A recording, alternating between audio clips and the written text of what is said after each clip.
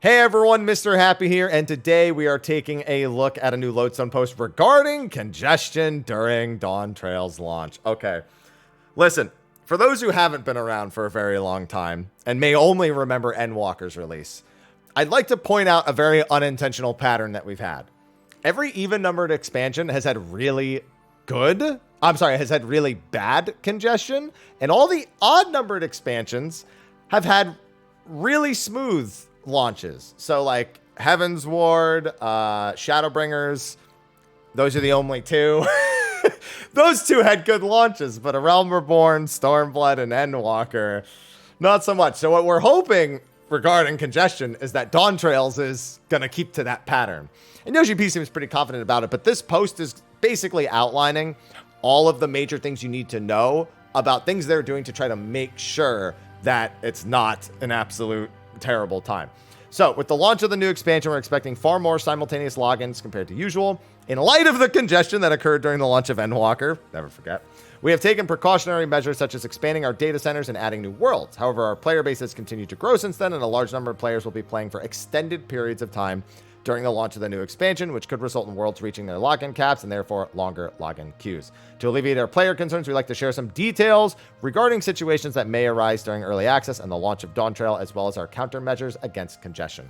So, login queue. A lot of people don't fully know how this works, especially if you didn't pay too much attention during Endwalker.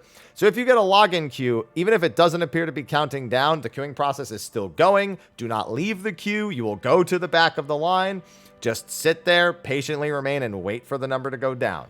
When a login queue is in place, players on the full version of the game will be prioritized. Basically, if you're a trial player, you're just going to have even longer queues because you're not going to be prioritized. But that's all that it's saying regarding that.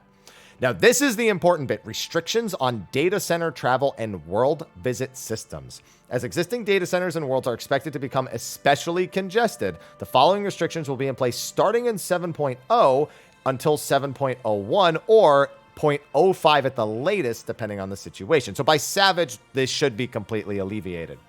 Data center travel within the same physical data center.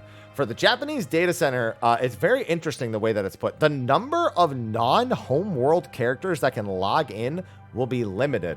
When a world has reached the maximum number of visiting characters, non-home world characters that are logged out on that world will be unable to log in, and the world will be unavailable for visitation via data center travel. That sounds pretty important. It says won't be able to log in, seemingly implying that you can't just go home, which is why I thought this was a very interesting way to word this. I hope I'm just misunderstanding that, but that's just for the Japanese data centers. That's not something that we have to think about very much, but we'll get to that when we talk about NA and EU. Hopefully you could just return to your actual home world if you're unable to log in, but fingers crossed. For North America, Ether, Primal, and Crystal will be unavailable for data center travel. So you cannot, as a Primal player, go visit your friends on Ether or go visit your friends on Crystal and any intersection of those. You're going to be landlocked between, within your own. Unless you want to go to Dynamis, which, to no one's surprise, has plenty of available space. They just added new worlds on top of that. So you can travel to Dynamis. The maximum number of traveling characters will be increased compared to usual. Newly added worlds are still relatively unpopulated and may be helpful for login destinations when other worlds are experiencing high congestion. So if you're planning anything on NA and then EU, as you'll see here in a second, that requires data center travel, like if you were going to, I don't know, let's say you're going to level with your friends, right? You're going to all get like Viper and Pictomancer and maybe grab a tank friend and go do 80 to 90. If you're not all from the same data center, you're going to all have to go to Dynamis, which would mean no availability for retainers, which would mean not being able, all the usual stuff. I don't need to explain all of it, but keep that in mind in case it's something that you need to actually plan out. EU, it's the same deal. Chaos and Light will be unavailable and Shadow will be open with probationary worlds, which may be helpful for login destinations when other worlds are experiencing high congestion. Now, we can still visit the Oceanian data center as well. They did mention that they were going to be doing this. The cross data will be usable. Yeah, I thought it said unusable for a second. The cross-region data center travel functionality, which has been in public testing for some time and appears to be stable, will be usable in 7.0 and onward. So if all else fails, you can all travel to OCE, which, much like the other servers and data centers and Shadow and Dynamis, has many available spaces. Yeah. Just keep in mind the ping. Ping's pretty crazy when you travel over that. Well, at least it is for NA and EU. For JP, probably not as bad. Now, there is, of course, the world visit system, which is basically getting all the same restrictions. The Japanese one reads exactly the same way with the non-homeworld characters, as does NA, as does EU. World system visit unavailable. And then on Dynamis, the world visit system will remain available, and the maximum number of characters that can visit via the system will be increased. So this is a little more important because it means that, like, on Gilgamesh, I can't go visit Siren. Or if you're on Primal, you know, Behemoth can't go visit, what's another one? I think Leviathan is one of the ones on Primal. If only I paid attention to anything other than Ether, right? And then on Crystal, you know, you have Balmung and Goblin and, you know, whatever. They just can't travel between them. Whereas on Dynamis, you can just do whatever you want. Same on Chaos and Light. You won't be able to visit between the different servers, but you can, of course, if you're on Shadow, visit between all the different servers that are there. And, of course, OCE is not going to be restricted. Why would it? Now, in case you're wondering about any sort of weird situation, like you're logged into another world prior to patch 7.0, and then everything gets locked down. Characters that are visiting another world prior to 7.0 will still be able to return to their home world. So you can't get locked out of your own home. That being said, the server congestion may make getting home kind of a pain, because any sort of period where there's major server congestion, you just won't be able to do it. If your character is currently visiting a world that will have traveling restrictions, we advise returning them to their homeworld before 7.0 maintenance begins, as the restrictions will lower your login priority. Basically, next Tuesday, the 25th, that would be when you would want to do this. You know, just get it out of the way as soon as possible. Now, playing on other worlds during congestion. High congestion is expected on all worlds, especially those on JP, NA, and EU data centers everywhere except OCE. Although data center travel and world visit will be limited during periods of high congestion, you may want to consider playing on worlds with relatively lower populations. New worlds, probationary worlds, and those on the Oceanic data center. Now, for players on the Japanese data center, traveling to less crowded world via data center travel using the world visit system or traveling is recommended during high periods of congestion. Less crowded world. See, it's interesting because traveling, this is basically just advice, but the advice has to fall within the parameters of whatever's available here. So bear all of that in mind, because you're not just going to be able to hop around and do whatever you want with this. Traveling to Dynamis Data Center or OCE is recommended during high periods of congestion. Dynamis Data Center also has new worlds, which offer, and then EU is traveling to Shadow or Oceania. So it's just kind of reiterating what is said above. And this is just because of the non-home world rule that the Japanese data centers are getting, which is different just because the population and login dynamic is a little bit different over there too. In case you never knew how to travel, it does also have instructions here. You go to your character selection menu, you right-click, and you visit another world or visit another data center. And then they have all the follow-ups with all the things that you may or may not know, as well as how to return to your home world.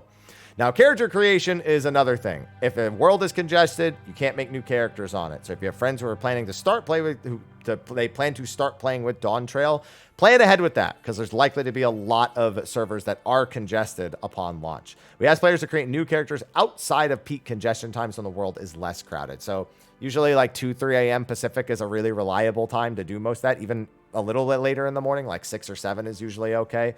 But you have to go out of your way to make it if you want to make it on like existing worlds that are populated. Whereas, the newly added worlds are likely to be safer, but again, you have to plan around play sessions if you're doing anything in particular. Now, they do also go over some errors, some previously common errors that we're all hoping not to see, but we all know. Probably going to see it. Error 2002. The login server is experiencing high amounts of traffic, or the number of characters waiting in a login queue exceeds the maximum capacity. This is a measure to prevent the server from crashing due to extreme traffic load. Should you encounter error 2002, we apologize, but ask that you wait a while before trying again. The aforementioned maximum capacity has been roughly increased by 50% since the launch of Endwalker. So that means that in theory, we should see 50% less error 2002s. I say in theory because I don't think it always follows those rules. There's also the potential for bugs where the maximum capacity is not being used in the proper way by the servers and all that. So bear that in mind. Now, it may occur while you're waiting in the login queue. Increased likelihood being interrupted by connection issues due to packet loss, unstable Wi-Fi, and other network environments. In the event of a disconnect due to error 202, the lobby server will hold your place in queue for roughly a minute. It's not a lot of time, but if you error 202 while you're logging in, get back to that screen as fast as humanly possible. Fingers crossed for you in that case.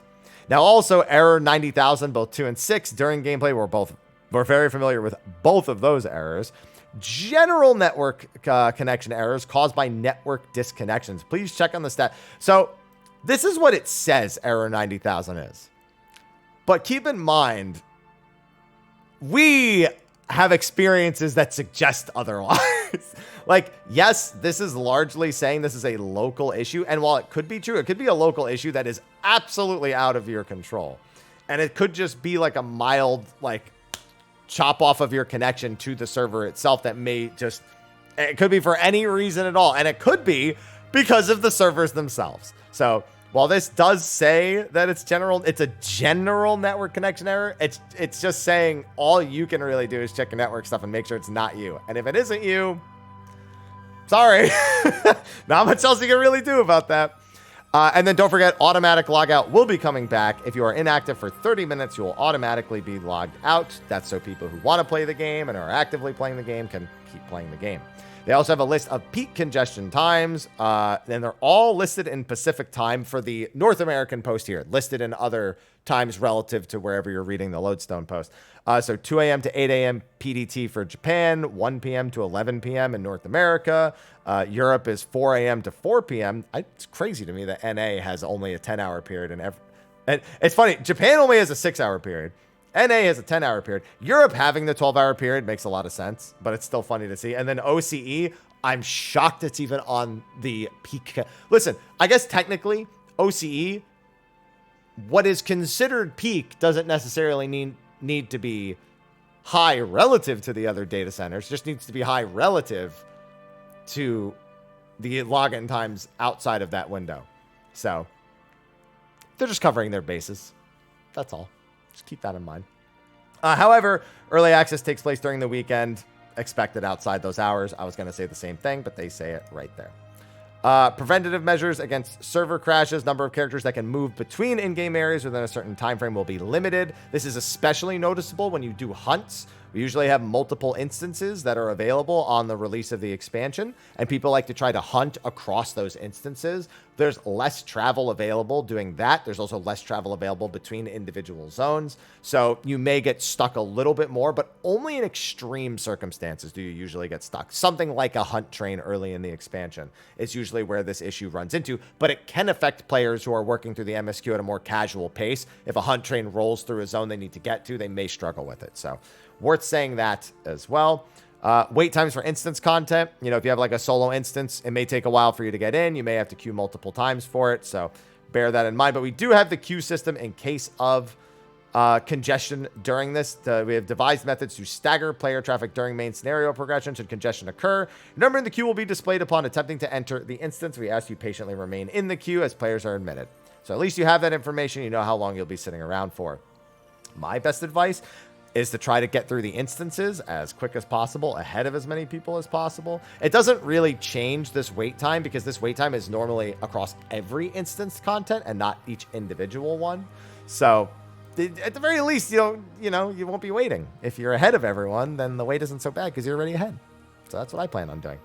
And then instances for new areas. This is just explaining the whole instance exchange thing that we already had, like Urkapacha 1, 2, and 3. You just go to the Aetheryte, and it basically is explaining all of that here. You may choose to enter a specific instance upon either traveling to your destination through an entrance of a neighboring area, not through teleporting, or by interacting with the Aetheryte. You just click on which instance you want to travel to, and you can always check what instance you're in by typing /instance/instance while you're in the area. Same area can communicate with tel messages. There are some restrictions, such as being unable to see the characters in the overworld. I mean, yeah, that's the whole point of instances. And party members will generally be moved to the same instance area when using teleport or return. They may be split if it's reached a player cap, so it's just a warning that may happen. And support services during early access and immediately after launch. The development and operations team will be providing our utmost in live support in order for our players to be able to enjoy their new adventures that await in Dawntrail. World and server statuses, as well as any issues that may arise, will be announced through Lodestone announcements or our official X, formerly Twitter. I'm going to add that in there. Channels at FF_XIV_EN or FFXIV_news_EN. Yeah, so definitely follow them in those locations. Keep the Lodestone on hand. Keep their socials on hand because they post about them very frequently if there are issues. But that covers everything you need to know about how to deal with the congestion during Dawntrail's launch. Listen, we're hoping for a smooth time. We expect some congestion even if we have a smooth time. But we're hoping for a smooth time. After Endwalker, we could really use it. And I'd like to keep this whole even-odd pattern thing going. I don't know about you. Mostly because it would be in favor because this is the odd one. So with that, thanks for watching. Be sure to like and subscribe. Any other news, posts, whatever we have before Early Access, which is in just 10 days, make sure you follow me to get all that information. Anyway, with that, I will see all of you in the next video. And until then, take care.